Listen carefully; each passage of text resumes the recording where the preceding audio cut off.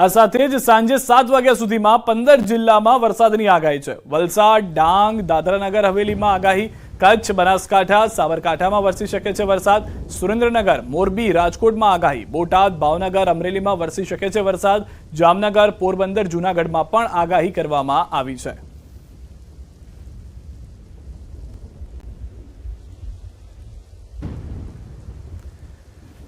તો કમોસમી વરસાદથી થયેલા નુકસાનનો સર્વે કરવા માંગ થઈ છે। કિસાન કોંગ્રેસ ચેરમેન પાલ આંબલિયાનો સીએમને પત્ર, સીએમ અને કૃષિ મંત્રીને પત્ર લખીને સર્વેની માંગણી કરી છે। વરસાદ બાદ 48 થી 72 કલાકમાં સર્વે કરવાની માંગણી કરવામાં આવી છે। પાલ આંબલિયા કોંગ્રેસ નેતાએ આ માંગણી કરી છે કે જે વિસ્તારોની અંદર કમોસમી વરસાદ થયો છે અને નુકસાની થઈ છે ત્યાં આગળ સરકાર સર્વે કરે અને તમામ લોકોને મદદ પૂરી પાડે। શું કહ્યું તેમણે તે સંભળાવીએ। 48 થી 72 કલાકની અંદર સર્વે કરી અને ખેડૂતોને વળતર આપો તેવી ગુજરાત કિસાન કોંગ્રેસની માંગ સાથેનો આજે પત્ર કૃષિ મંત્રી અને મુખ્યમંત્રી શ્રીને લખ્યો છે।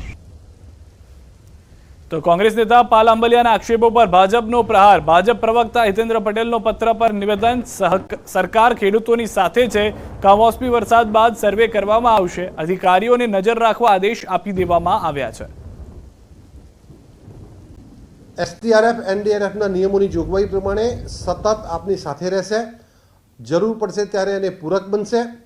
રાજ્યના કૃષિ મંત્રીશ્રીએ રાજ્યના તમામ જિલ્લાઓના કૃષિ અધિકારીઓને આ વાવાઝોડાની, આ કમોસમી વરસાદની પરિસ્થિતિ ઉપર નજર રાખવા માટેની સૂચના આપી છે। જેવું કમોસમી વરસાદનું વાતાવરણ પૂરું થશે તરત જ એનો ફાઇન સર્વે કરી અને ઘટતી કાર્યવાહી કરવા માટે સરકારે ખાતરી આપી છે। વલસાડના ઉમરગામમાં જીઆઈડીસીમાં દહેરી રોડ પર આવેલી એક કંપનીમાં ભીષણ આગ લાગી। નેલ પોલિશ બનાવતી JK લાઇફસ્ટાઇલ નામની કંપનીમાં આગ લાગતા વિસ્તારમાં દોડધામ મચી ગઈ। નેલ પોલિશ બનાવતી કંપનીમાં જ્વલનશીલ પદાર્થનો તૈયાર અને કાચો માલ હોવાથી આ મોટું આગનું સ્વરૂપ જોવા મળ્યું હતું। બનાવની જાણ થતાં ઉમરગામ ફાયર બ્રિગેડની ટીમ તાત્કાલિક ઘટના સ્થળે પહોંચી આગ પર કાબૂ મેળવવા પ્રયાસ કર્યા। આગને પગલે હજુ સુધી કોઈ ઈજા કે જાનહાનિના અહેવાલ નથી। આગ લાગવાનું કારણ હજુ સુધી અકબંધ છે।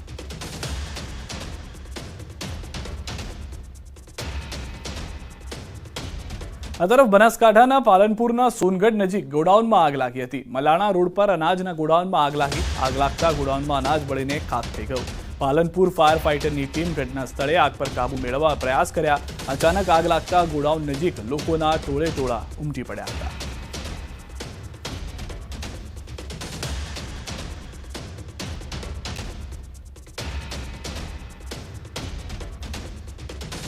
अन्य समाचार पर नजर करिए। हिंदू नेताओं ने धमकी आपवा मामले समाचार मળી રહ્યા છે। આ મામલે હાલમાં જાણકારી છે તે પ્રમાણે મૌલાના સોહેલની તપાસમાં ચોંકાવનારા ખુલાસા થયા છે। સોહેલ પાસેથી 2 ચૂંટણી કાર્ડ મળ્યા।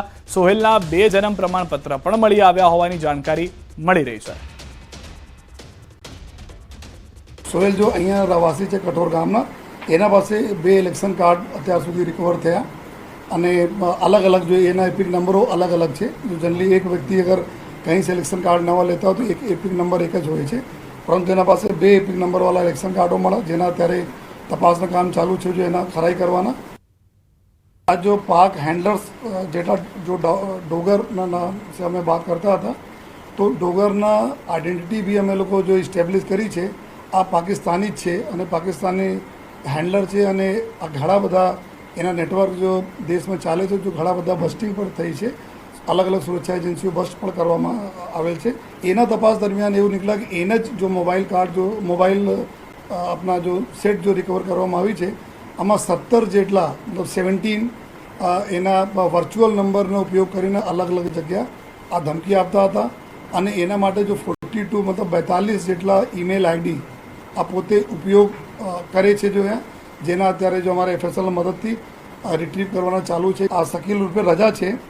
आ अलग अलग जो पाकिस्तान अलग अलग हैंडलर एना सिवाय डोगर सिवाय एक सरफराज डोगर तो मेन, एना पछी वम एम वकास सादिक अने एक जस बापा, आ बधा लोगों भी अलग अलग जो हैंडलर है एना साथे भी सतत आ कॉन्टेक्ट में आता अने फर्दर ज्यारे एना तपासों थई, तपासों में एवी चीज फलित थई कि आ लोगों एक लेडी है जो राष्ट्रवादी शेरनी नामनी ब्लॉगर चलावे छे, सबनम शेख एना नाम है, मुंबई में જે અયોધ્યા મુંબઈથી અયોધ્યા સુધી પેદલ યાત્રા પણ કરેલી હતી એના બી ધમકી આપી. એક સુરેશ રાજપૂત છે, આપણા સોશિયલ વર્ક કરનાર છે, સનાતન સંઘના અધ્યક્ષ ઉપદેશ રાણા, પછી નેશનલ પ્રેસિડેન્ટ શિવસેના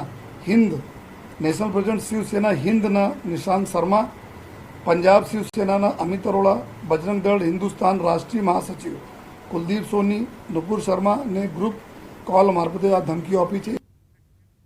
આ તરફ ખેડાથી સમાચાર. સબ રજિસ્ટ્રાર અને સરપંચ વચ્ચે તૂતુ મેમે થઈ ગઈ છે. જમીનને લઈને વડતાલ સરપંચની બોલાચાલી. વડતાલની 300 ગુઠા સરકારી જમીનનો વિવાદ. જમીનનો બારોબાર દસ્તાવેજ થયાનો આરોપ.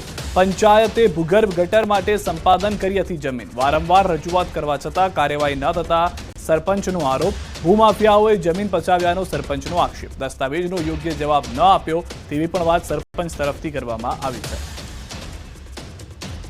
એમણે જે આ સરકારી જમીન વેચી એમને પૂછવા આવ્યો કે આ સરકારી જમીન તમે કેમની વેચી, તો એમનું એવું કહેવું છે કે હું સરકારી જમીન વેચી શકું અને હું કાયદેસર રીતે જ સરકારી જમીન વેચું છું અને હું કોઈ પણ દસ્તાવેજ કરી શકું, એવું એનું કહેવું છે. તો રાજ્યમાં સતત ચોથા દિવસે વાતાવરણમાં પલટો છે. મોરબીમાં અચાનક જ વાતાવરણમાં પલટો આવ્યો છે. બપોરના સમયે અચાનક ભારે પવન સાથે વરસાદ ખાબક્યો છે. પવન અને ગાજવીજ સાથે ધૂળની ડમરીઓ ઉડવા લાગી છે.